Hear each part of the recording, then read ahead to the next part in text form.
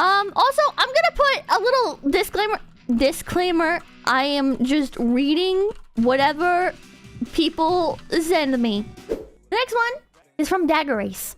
Ace Combat Lore. By Deleted.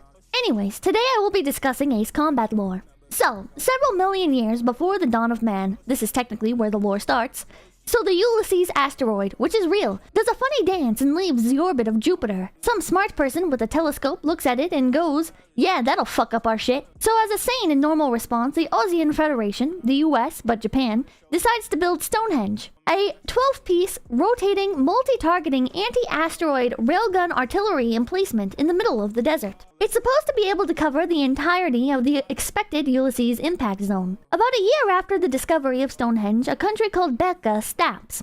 Belka was basically Germany. Their economy went to shit, lost a bunch of money, sold territory, trying to survive. Some territories vie for independence. One, Ustio, is supported by Osia, who is the US. After becoming independent, Ustio finds a shit ton of resources. Ace Combat is Japanese, so the Japanese perception of Erica. All the cool freedom shit, none of the bad. So, Belka, a country renowned for their air force, says fuck it. They proceed to invade anyone they can. This includes Ustio. This is where the events of AC take place. Ustio hires Galm Team, 2 mercenary pilots.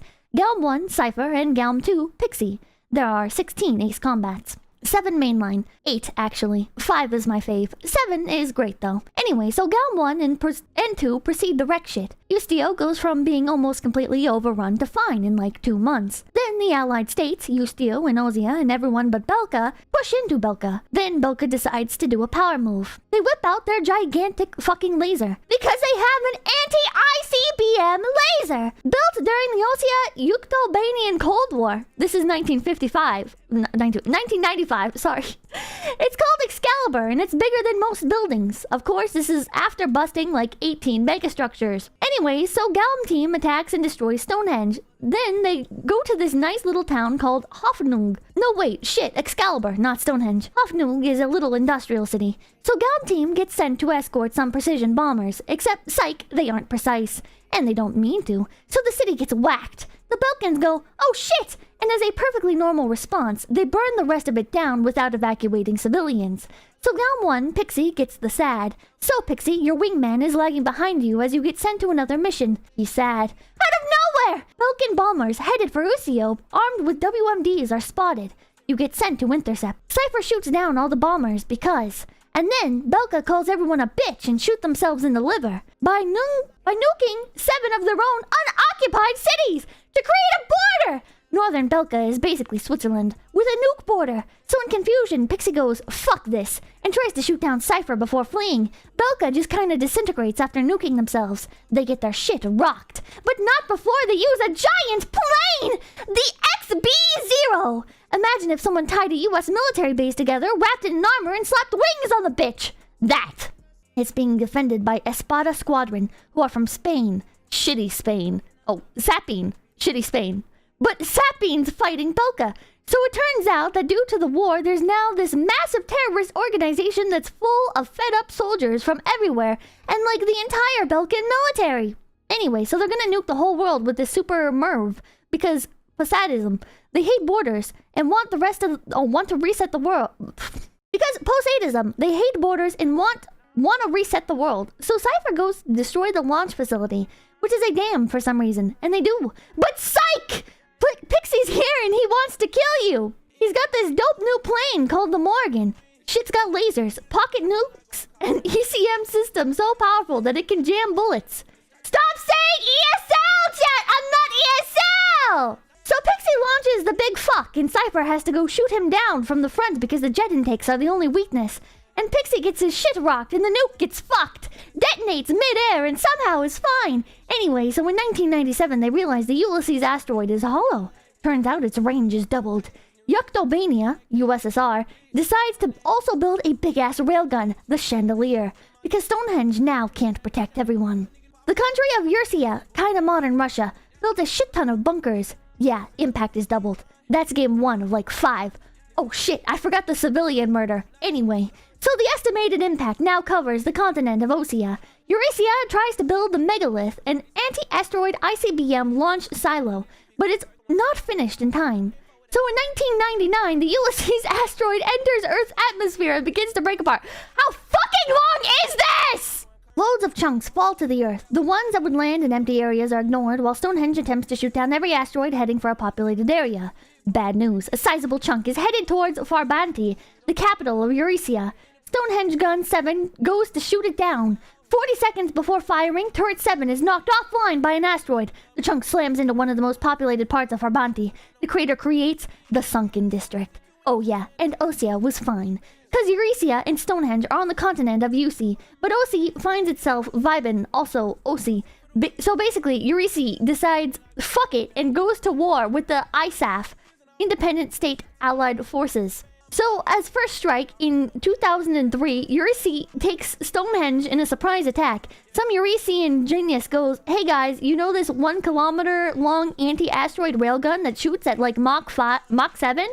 What if we pointed it at planes? What are these words? I don't know. Oh my god. I'm gonna scoot a little bit closer to my screen. So, oh, it's okay, it's just my phone. And so they do, basically gaining continental air superiority overnight. ISAF flips their shit.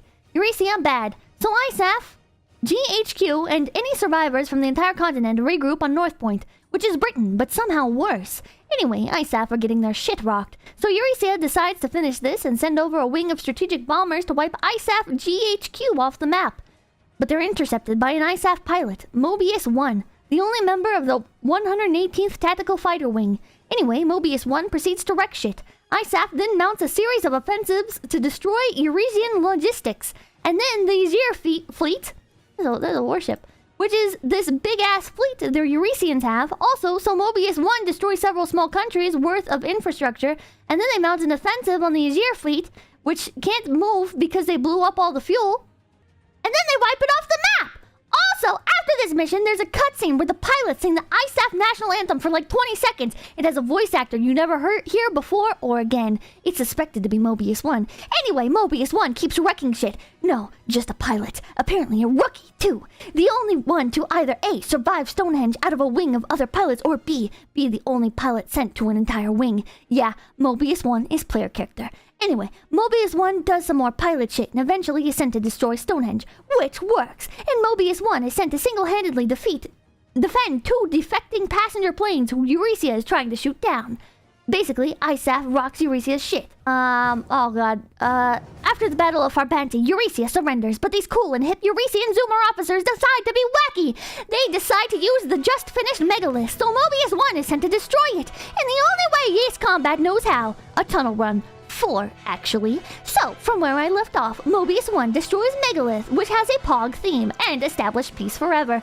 Anyways, 5 years later, there's another war. This time, it's between Yuktobania and Osea. Before the war, Yuktobania and Osea were working on the Arkbird project, which is a space station, but it's a plane. Anyway, so Yuktobania SR-71 is spotted over Sand Island. The War Dog Squadron of Sand Island is sent to intercept. A Yuk Squadron is sent to intercept them. They fight, but both nations cover it up. War Dog Squadron is then sent to disable a Yuk spy boat. Oh yeah, War Dog are all rookies except for the captain because everyone else got ganked by unidentified aircraft. The Yuks defend the spy boat and shoot down the captain. Blaze, the player character, becomes the captain. Anyway, the Yuks just go to total war. Also, Edge, Nagase, the original series' original waifu, is technically the captain, but she's edgy and blames herself for the captain being shot down.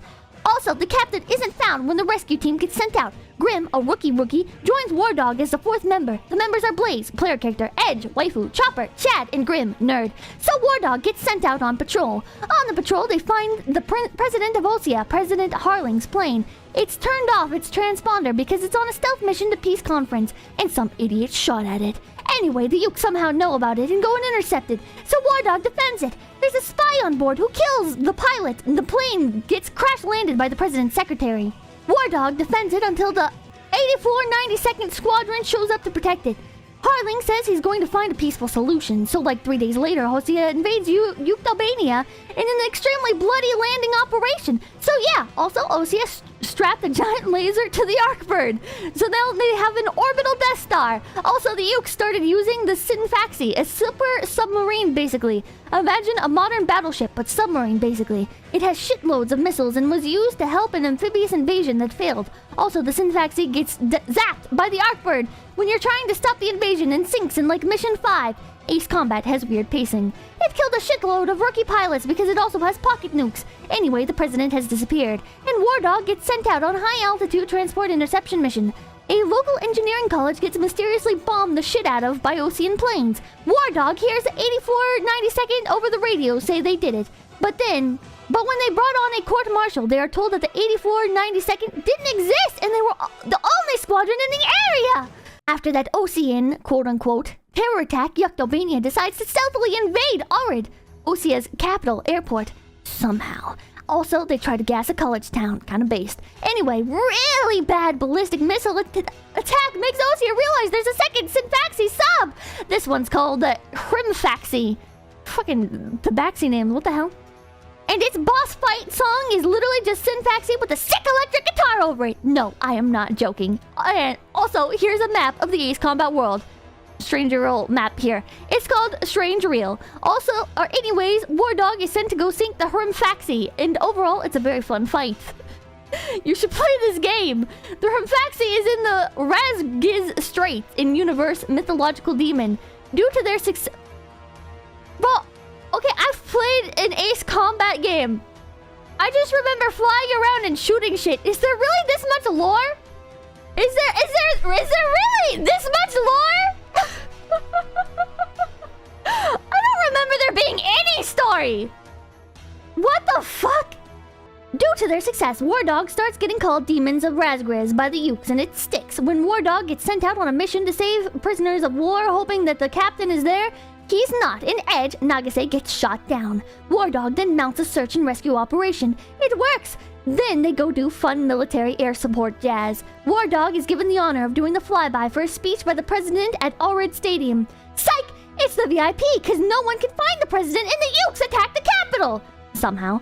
Anyway, no one is evacuating the stadium that the Ukes are trying to bomb, and Chopper, best character, gets hit by a missile. He's going to eject, but he can't find a place to point the jet without hitting civilians because it's a city. He decides on the stadium to get people to evacuate it, but his ejection system got blasted to smithereens! He does the honorable sacrifice of flying the plane into the ground so no one else gets hurt. Fucking Chad move. Anyway, he dies, and it's actually really sad. The music basically cuts out, the radio chatter goes away, and the only thing left to do is murder a shit ton of Ukes, which they do. Afterward, they are sent in support of a stealth attack on a Uke fortress, which they help succeed. What? You're still reading this, yep. Yeah, rest in peace, Chopper. They're hailed as heroes and are to be escorted back. Psych! The escort squadron is the 8492nd, who supposedly don't exist.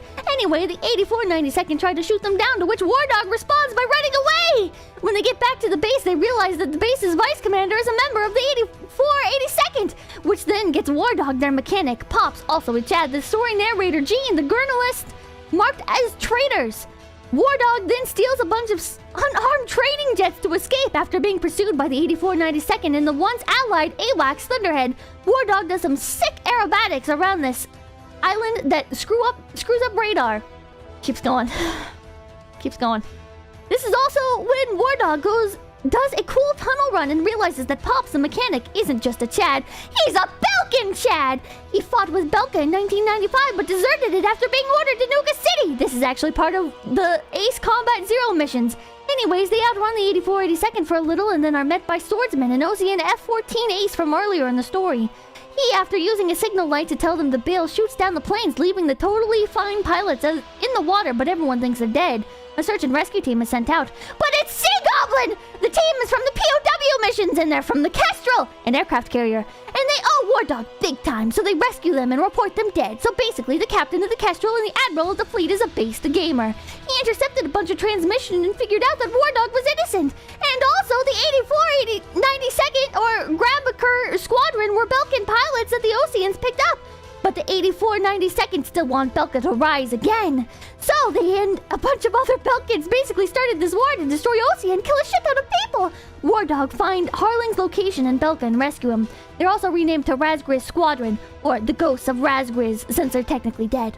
So the Pelican Greymen are behind basically everything ever. They want to start a bunch of deadly forever wars because revenge, and they're trying to nuke shit. Razgray stops this, but the Belkins already got 3 nukes. So an anti-uke resistance cell got a hold of one of the nukes and are trying to disarm it. When Razgray moves in to support, they are opposed by Ofnir Squadron, who are the Uktabanian version of the 8492nd.